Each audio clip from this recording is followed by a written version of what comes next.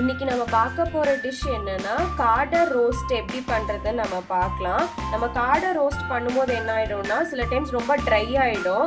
ஆனா நம்ம இன்னைக்கு பண்றது வந்துட்டு ரொம்ப ஜூஸியா டேஸ்டியா எப்படி பண்றதுன்னு பார்க்கலாம். அதுக்கு நமக்கு வந்து ஒரு மசாலா மிக்ஸ் தேவை. ஸோ வந்துட்டு நம்ம வந்து அதுக்கான அந்த மசாலா ரெடி பண்றதுக்கு என்னென்ன இன்க்ரீடியன்ஸ் வேணும்னு நம்ம பார்க்கலாம். ஃபர்ஸ்ட் வந்துட்டு அதுக்கு 1/2 டீஸ்பூன் மஞ்சள் தூள் வேணும். அதுக்கப்புறம் 2 டீஸ்பூன் மிளகாய் தூள். அது வந்துட்டு நான் குழம்பு மிளகாய் தூள் எடுத்திருக்கேன். நீங்கள் வந்துட்டு சாதா மிளகாய் தூள் கூட எடுத்துக்கலாம். அப்புறம் கலருக்காக மறுபடியும் 2 டீஸ்பூன் காஷ்மீர் மிளகாய் தூள் எடுத்திருக்கேன். அப்புறம் 1 டீஸ்பூன் சீரகத்தூள் எடுத்திருக்கேன். 1 டீஸ்பூன் மிளகுத்தூள் எடுத்திருக்கேன். அப்புறம் 1 டீஸ்பூன் கரம் மசாலா. அப்புறம் வந்துட்டு 1 டீஸ்பூன் உப்பு எடுத்திருக்கேன். அதுக்கப்புறம் வந்துட்டு 1 டேபிள் ஸ்பூன் இஞ்சி பூண்டு விழுது, 2 டேபிள் ஸ்பூன் கார்ன்ஃப்ளவர், அப்புறம் 2 டேபிள் ஸ்பூன் தயிர். நம்ம தயிர் மிக்ஸ் பண்ணாதான் நல்லா சாஃப்டா ஜூஸியா இருக்கும். ஸோ நம்ம தயிர் ஆட் பண்ணணும்.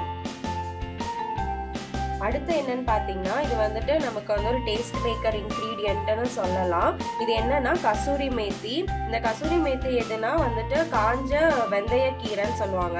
இதை நம்ம ஆட் பண்ணும்போது இன்னும் டேஸ்ட்டும் ஃப்ளேவர்ஃபுல்லாக இருக்கும். இது எப்படின்னா மேரினேட் பண்ணதுக்கப்புறம் கடைசியாக தான் நம்ம ஆட் பண்ணுவோம். இது சும்மா இப்படி கையில் வச்சுட்டு சும்மா இப்படி க்ரஷ் பண்ணிட்டு கடைசியாக நீங்கள் இப்படி ஆட் பண்ணிட்டீங்கன்னா போதும். ரொம்ப டேஸ்டியாக இருக்கும். இது இல்லைனாலும் பரவாயில்ல, இது இருந்ததுன்னா நீங்கள் ஆட் பண்ணிங்கன்னா இன்னும் ஃப்ளேவர்ஃபுல்லாக இருக்கும். இப்போ இந்த மசாலா எல்லாம் சேர்த்து நம்ம மிக்ஸ் பண்ணிக்கலாம். இது கூட இஞ்சி பூண்டு பேஸ்ட்டும் ஆட் பண்ணிக்கலாம்.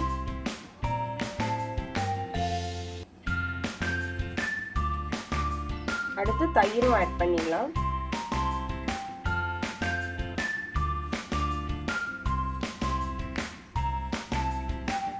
அதுக்கப்புறம் கொஞ்சம் கொஞ்சமாக வாட்டர் ஆட் பண்ணிக்கலாம். ஒரு பேஸ்ட் அளவுக்கு வந்தால் போதும், ரொம்ப வாட்டரி ஆகக்கூடாது.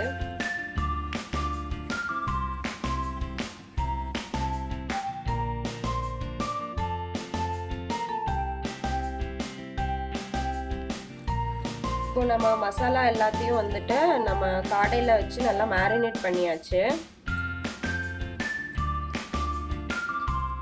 இப்படி நல்லா எல்லா இடத்துலையும் படுற மாதிரி மேரினேட் பண்ணிக்கோங்க.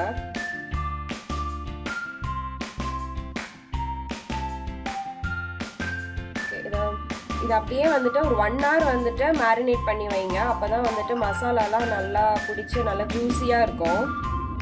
இப்போ வந்து மேரினேட் பண்ணி 1 hour ஆயிடுச்சு. இப்போ நெக்ஸ்ட் வந்து லாஸ்ட்டாக வந்துட்டு கார்ன்ஃப்ளவர் ஆட் பண்ணிடலாம். கார்ன்ஃப்ளவர் எப்படி ஆட் பண்ணோம் அப்படின்னா இந்த மாதிரி ஒரு ஃபில்டர் எடுத்துட்டு அதில் கொஞ்சமாக இப்படி போட்டு லைட்டாக இப்படி டஸ்ட் பண்ணிக்கோங்க.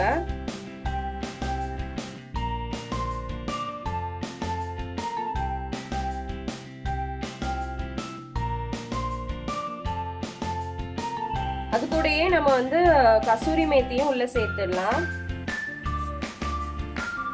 இப்படி க்ரஷ் பண்ணிட்டு ஆட் பண்ணிக்கோங்க.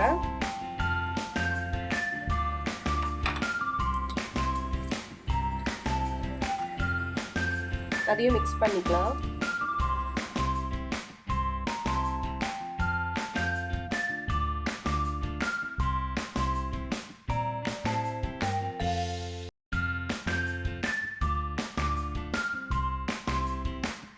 அவ்வளோதான், எல்லாம் ஆட் பண்ணியாச்சு. நெக்ஸ்ட் வந்துட்டு நம்ம டீப் ஃப்ரை பண்ணி எடுத்துடலாம்.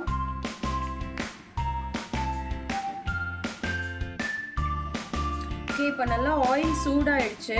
ஆயில் சூடானதுக்கப்புறம் உங்களோட ஃப்ளேம் வந்து மீடியம்லேருந்து லோக்கு மிடில் வச்சுக்கோங்க, ஹையில் வச்சுடாதீங்க. இப்போ நம்ம டீப் ஃப்ரை பண்ணிடலாம். அப்புறம் பார்த்தீங்கன்னா ஆயில் வந்து மிதமான சூட்டில் தான் இருக்கணும், ஓவர் ஹீட் ஆகக்கூடாது.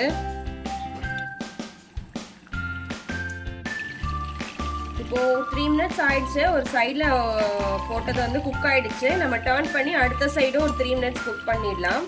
அதே மாதிரி இப்போ உங்கள் காடை சைஸை பொறுத்து தான் நீங்கள் வந்துட்டு எவ்வளோ நிமிஷம் குக் பண்ணுறீங்கன்னு இருக்குது. சின்ன காடையாக இருந்தது அப்படின்னா சீக்கிரமாகவே குக் ஆகிடும். காடையோட சைஸை பொறுத்து தான் டைம் வந்து மாறும், 3 to 4 minutes அப்படிலாம். சின்னதாக இருந்தால் சீக்கிரமாக கூட பொரிச்சிரும்.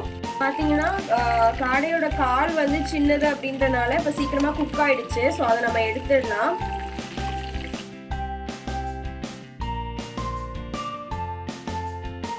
இந்த பாடி பார்ட் மட்டும் இன்னும் ஒரு 1 minute குக் ஆனதுக்கப்புறம் நம்ம எடுத்துக்கலாம். இப்போ பாருங்கள் இது வந்துட்டு எவ்வளோ ஜூஸியாக இருக்குன்னு நான் காட்டுறேன். ட்ரையாக இல்லை, பார்த்தீங்கன்னா நல்லா தெரியும். நல்லா ஃப்ளஷ் வந்து ட்ரையாக இல்லாமல் ஜூஸியாக இருக்குது. ஸோ இந்த மாதிரி ட்ரை பண்ணி பாருங்கள், ரொம்ப சூப்பராக ஃப்ளேவர்ஃபுல்லாக இருக்கும். மறக்காமல் ட்ரை பண்ணி பார்த்துட்டு உங்களோட கமெண்ட்ஸ் எல்லாம் வந்துட்டு எங்களோட கமெண்ட்டில் சொல்லுங்கள். இதே மாதிரி ட்ரை பண்ணி பாருங்கள். எங்கள் சேனலுக்கு லைக் பண்ணுங்கள், ஷேர் பண்ணுங்கள், சப்ஸ்கிரைப் பண்ணுங்கள். தேங்க்யூ.